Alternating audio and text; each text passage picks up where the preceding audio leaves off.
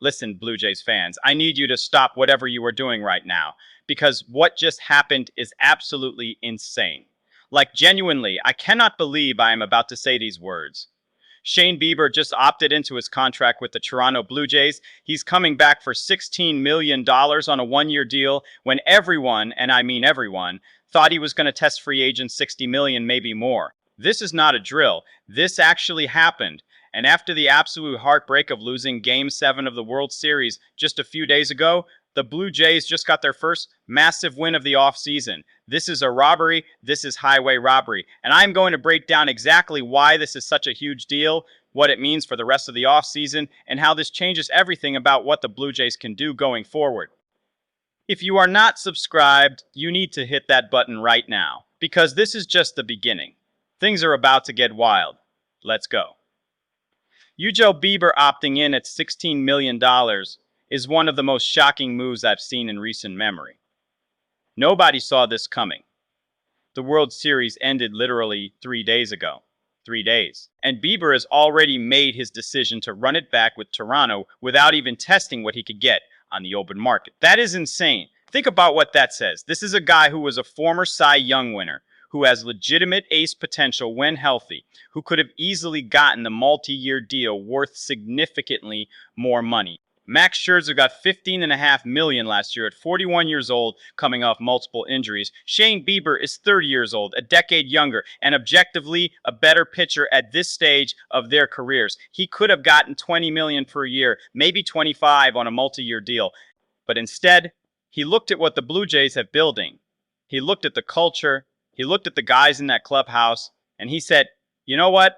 I want to be part of this. I am staying. That is not about money.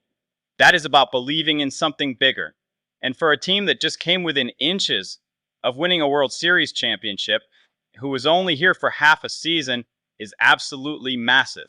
This is a guy who had never played in Canada before the trade deadline. He had never been part of this organization. He didn't grow up dreaming of being a Blue Jay. But after a few months with this team, after seeing what they're building, after experiencing that playoff run and coming so close to the ultimate goal, he wanted to stay. That tells you everything you need to know about what's happening inside that clubhouse. The culture shift is real. The power of friendship, as Ernie Clement called it, is real. And it's starting to pay off in ways that go beyond just wins and losses. Let's talk about what this means for the roster, because this is where it gets really exciting. The Blue Jays just locked up a legitimate frontline starter for $16 million. That is an absolute steal in today's market, and now their rotation is starting to take shape. You've got Kevin Gausman at the top. You've got Trey Yavich, who just had an incredible playoff run. You've got Jose Barrios, who's been solid, and now you've got Shane Bieber back for another year. That's 4 starters who can legitimately eat innings and give you quality starts. If the Blue Jays go out and add one more ace-level pitcher, whether that's Corbin Burnes or Max Fried or even someone like Roki Sasaki, if they can pull that off, this rotation instantly becomes one of the best in the American League. And the fact that they're getting Bieber at $16 million instead of having to spend $30 or $40 million on another starter means they have so much more financial flexibility to make other moves. Because here is the thing. Before Bieber opted in, the Blue Jays were going to have to spend big money on starting pitching no matter what. That was their biggest need.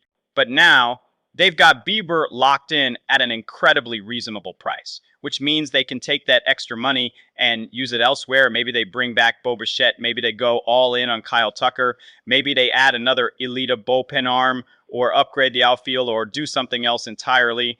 The point is, this one decision by Shane Bieber just opened up so many doors for what the Blue Jays can do this offseason. And that's why I am calling this a robbery. They basically got a number 2 or number 3 starter for the price of a back-end rotation guy. Now let's talk about Bieber's performance, because I know some people are going to say, well, he gave up that home run in Game 7. He wasn't great in the playoffs. Why are we acting like this is such a huge win? And look, I get it. It's going to sting for a long time. But let's put things in perspective here. Shane Bieber came back from Tommy John surgery midway through last season. He made 7 starts with the Blue Jays during the regular season and posted a 3.57 ERA. That's really solid, especially for someone who was still building up arm strength after missing over a year. He gave the Blue Jays quality innings down the stretch when they needed it most. He helped them win the division. And yeah, the playoffs didn't go perfectly, but he also had some really good moments. He had at least one dominant start where he looked like vintage Shane Bieber. The command was there, the stuff was there, and the potential was there. And here's what people need to understand about Tommy John surgery. It usually takes about 2 years for a pitcher to fully get back to where they were before the injury. Bieber had his surgery in 2024 and only came back for the tail end of last season. This upcoming year is going to be his first full healthy season since the procedure. And historically, pitchers in their second year back from Tommy John tend to perform better than they did in their first year back. So T here is every reason to believe that Shane Bieber is going to be even better in 2026 than he was last year. He's going to have a full spring training to get his mechanics dialed in. He's going to have a full season to build arm strength and endurance. And he's going to be playing for a team that believes in him and wants him there. That's a recipe for success. Let's also talk about what this means for team chemistry and the culture that's being built in Toronto. When a player like Shane Bieber, who could have chased more money and more years elsewhere, decides to run it back with the Blue Jays, that sends a message to the rest of the league. It says Toronto is a place where players want to be. It says the front office is building something special. And it says the guys in that clubhouse genuinely care about each other and believe they can win together. That's not something you can just manufacture. You can't buy that kind of chemistry. It has to be earned.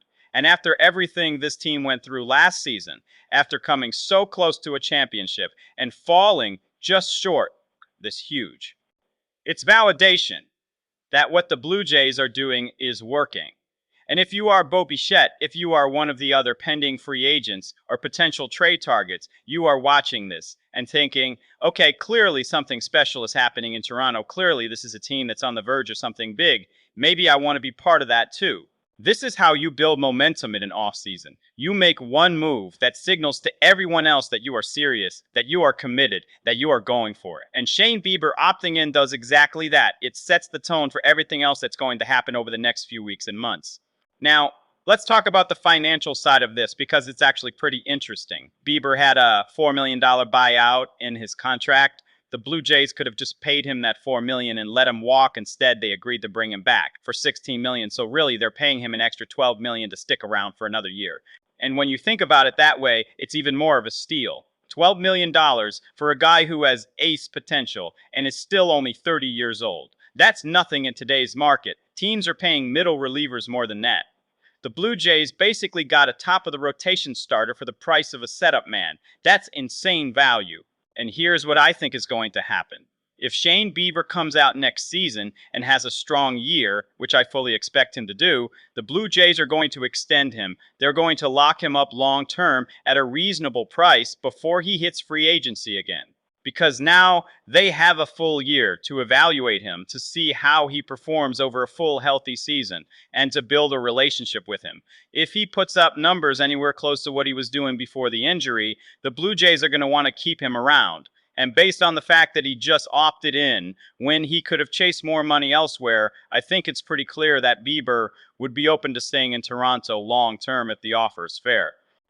So this isn't just a one-year rental. This could be the beginning of Shane Bieber being a Blue Jay for the next several years. Let's zoom out for a second and think about what this means for the rest of the offseason. The Blue Jays now have their rotation mostly set. They don't have to panic and overpay for a mid-tier starter just to fill a spot. They can be strategic. They can go after the big names.